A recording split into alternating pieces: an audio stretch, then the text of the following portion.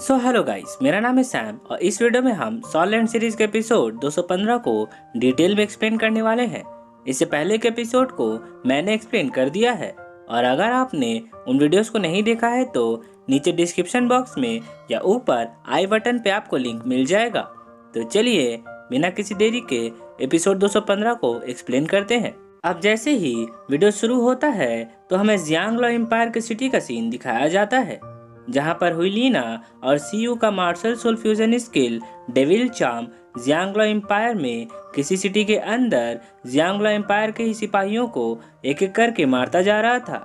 इस fusion skill के कारण डेविल चार्म का चार्म इफेक्ट एक बड़े एरिया को कवर कर ले रहा था, जिस वजह से जियांगलो एम्पायर के सोल्जर्स के मन में डर बैठ गया था और वे इस डर के कारण भाग रहे थे। इसके बाद बाकी बचे सिपाहियों को मार्शल सोल एम्पायर के लाइट सोल मास्टर ढूंढ ढूंढ कर मारते जा रहे थे।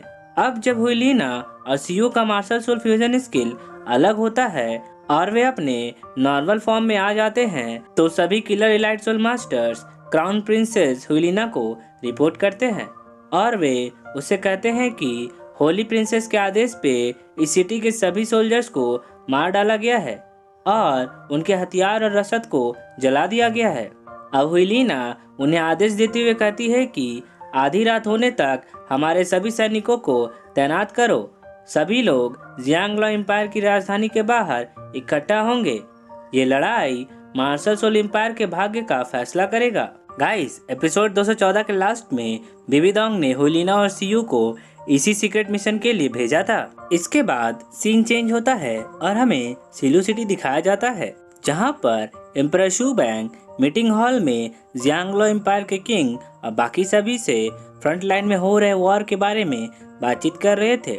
एम्परर शू बैंग उन्हें बताते हैं कि सिलू सिटी में युद्ध के बाद हमारी ओर से लगातार 5 शहरों को मार्शल सोल एम्पायर के कब्जे से वापस हासिल कर लिया गया है और हमारी यूनियन आर्मी की डिफेंस लाइन भी फैलती जा रही है। हमने लगभग उन्हें घेर ही लिया है, लेकिन फिलहाल मार्शल सोल एम्पायर बिना हमले के अपना बचाव कर रहा है। ये वास्तव में संदेह उत्पन्न करने वाली बात है। ये सुनकर अब जियांगलो एम्पायर के किंग उनसे कहते हैं कि कोई बात नहीं, जब तक समय के साथ साथ डिफेंस लाइन का विस्तार होता रहेगा मार्शल सोल एम्पायर के लिए इन चीजों को बदलना मुश्किल होता जाएगा। किंग बियर के इतना कहते ही वहाँ पे एक सैनिक भागता हुआ आता है और उन्हें जियांगलो एम्पायर के राजधानी से जुड़ी तत्काल जानकारी सुनाता है। अब किंग बियर उस सैनिक को अंदर आने का आदेश देते हैं। इसके बाद जियांगलो एम्पायर का एक सैनिक जो कि पूरी तरह घायल था और खून से लथपथ था, उसे मीटिंग हॉल में लाया जाता है, जिसे देखकर दोनों एम्पायर के एम्परर उस घायल सोल्जर की ओर बढ़ने लगते हैं। अब वो घायल सोल्जर उन्हें बताता है कि मार्शल सोल एम्पायर ने फ्रंट लाइन से घूमने वाली एक सेना को भेजा था, जो कि चुपचाप जंगल के किनारे से हमारे देश के अंदर घुस गई। उन्होंने कई शहरों पर कब्जा भी कर लिया और उसके बाद हमें क्राउन प्रिंसेस हुईलिना दिखाई पड़ी, जिसने मार्शल सोल एम्पायर के सभी सोल्जर्स को हमारी राजधानी पर चढ़ाई करने का आदेश दे दिया है। ये सुनते ही किंग बियर कहते हैं कि तो ये है मार्शल सोल एम्पायर का प्लान। वो मेरे राजधानी पर हमला करके मुझे धमकाना चाहते हैं ताकि मैं पीछे हट जाऊं और मेरी सेना को वापस ले लूं। इसके बाद एम्परर शू बैंग सभी से कहते हैं कि तो अब हमारी यूनियन आर्मी उन्हें पछाड़ सकती है, हम उन्हें जल्दी से पीछे कर सकते हैं, लेकिन इससे पहले कि हम उन्हें पूरी तरह से हरा सके, इसके लिए हमें अभी भी कुछ समय चाहिए। लेकिन अगर हम कुछ सैनिकों को अभी भेजते हैं तो हमारा एडवांटेज ज्यादा समय तक नहीं रहेगा। ऐसे में ये एडवांटेज मार्शल सोल एम्पायर के पक्ष में हो सकता है। इसके बाद सीन चेंज होता है और हमें सनसेट फॉरेस्ट दिखाया जाता है, जहां पर 8 इलाइट सोल मास्टर कुछ ढूंढते हुए सनसेट फॉरेस्ट के अंदरूनी हिस्से तक पहुंच गए थे। उन 8 में एक ग्रेट सोललैंड मास्टर भी था, जिसके ब्लैक ड्रेस में गोल्डन रिबन लगा था। अब वो ग्रेट सोललैंड मास्टर उस धमाके की दिशा की ओर देखते हुए अपने बाकी साथियों से कहता है कि इस बार हम यहाँ पर एल्डर डॉल्फिन के शाही आदेश पर आए हैं और हमें उनके लिए वे कीमती हर्ब्स लेके जाना है, पर अगर हमें किसी ने रोकने की कोशिश की तो उसे बिना किसी सवाल जवाब के खत्म कर दिया जाएगा। ऐसा कहकर वे सभी आगे बढ़ने लगते हैं। इसी बीच एक इलाइट सोल मास्टर जो कि शायद 70 लेवल सुपर का सोल सेंथ होगा, वो अपने लीडर से कहता है कि सनसेट फॉरेस्ट आखिरकार तियानदाओ एम्पायर के अंदरूनी हिस्से में आता है, इसलिए हमें सावधान रहने की जरूरत है। इसके जवाब में उनका लीडर उन्हें बताता है कि उनकी हॉली प्रिंसेस हुलिना ने पहले ही तियानदाओ और जियांगला एम्पायर के यूनियन आर्मी के खिलाफ जवाबी कार्रवाई शुरू कर दी है, इसलिए यहाँ कोई हमें नोटिस नहीं करेगा। ऐसा कहकर वे जल्दी से उस धमाके वाले एरिया पे पहुँच जाते हैं। अब वहाँ पहुँचते ही उन्हें शावू दिखाई पड़ती है, जो कि सहमी हुई डरपोक लड़की बनने का नाटक कर रही थी। उसे देखकर अब ग्रेट सोललैंड मास्टर कहता है कि वहाँ पे कौन है। इसके बाद तुरंत ही उसका एक साथी उसे बताता है कि ब्रदर, वहाँ पे एक छोटी लड़की है। ये सुनकर उनका लीडर रिप्लाई देते हुए कहता है, वो एक खूबसूरत लड़की है। ये सुनते ही सभी इलाइट सोल मास्टर हंसने लगते हैं। मार्शल सोल एम्पायर के 8 इलाइट सोल मास्टर्स को देखकर शावू सोचने लगती है कि ये इलाइट सोल मास्टर यहाँ पर क्यों आए हैं। ऐसा लगता है कि इनमें से सिर्फ एक ही ग्रेट सोललैंड मास्टर है। ऐसा सोचकर शावू जल्दी से उठती है और डरने का नाटक करते हुए टायरन के पीछे छिपने लगती है और फिर उनसे कहती है, कौन हो तुम लोग, यहाँ पर मत आना।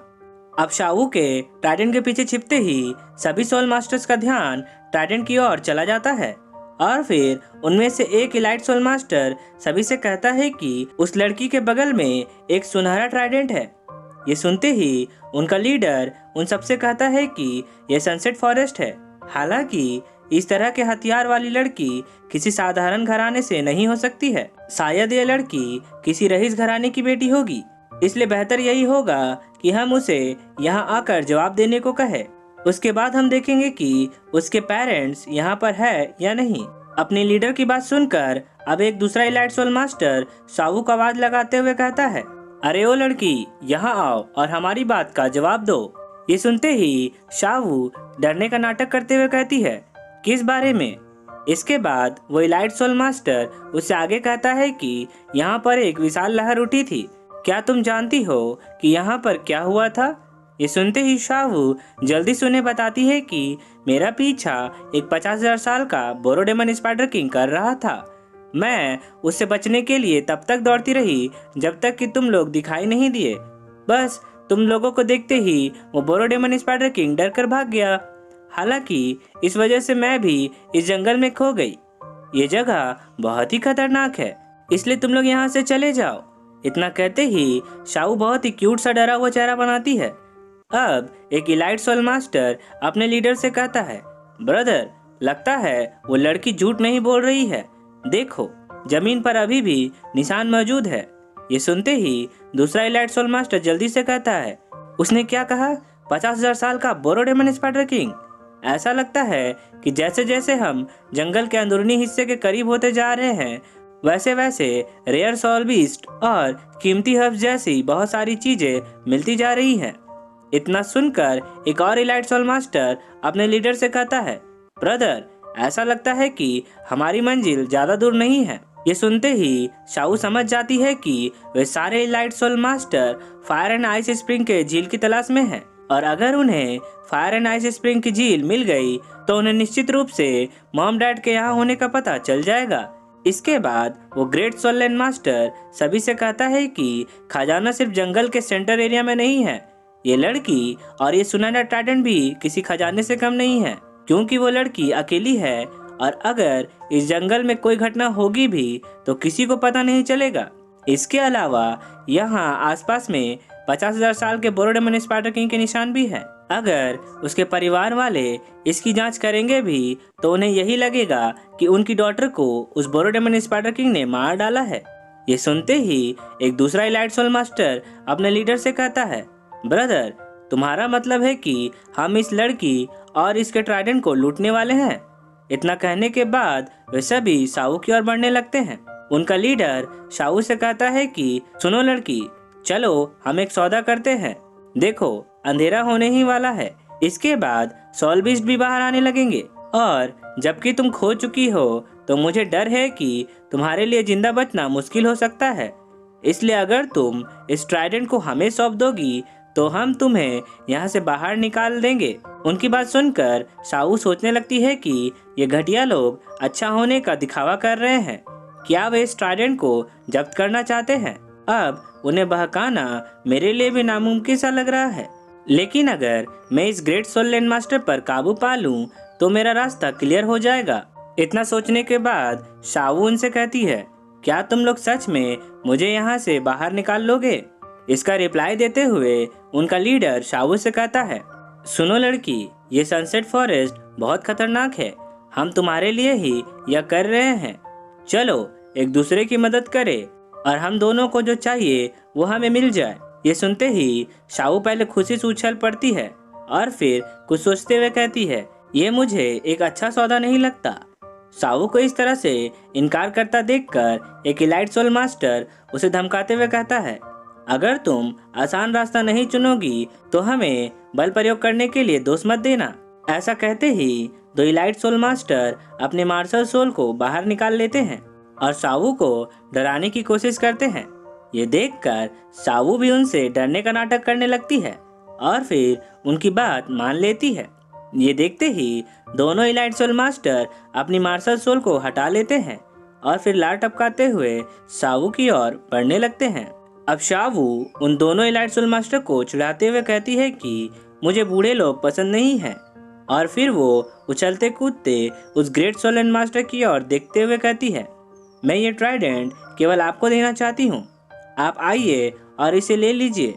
ये सुनते ही उस ग्रेट सोल लैंड मास्टर को लगता है कि शाऊ उसे भाव दे रही है, इसलिए अब वो भी लार टपकाता हुआ उसकी ओर बढ़ने लगता है और फिर उससे कहता है कि चिंता मत करो, मैं इसे तो ले ही लूंगा। सुनो लड़की, मैं वास्तव में इनकी तरह बूढ़ा नहीं हूँ।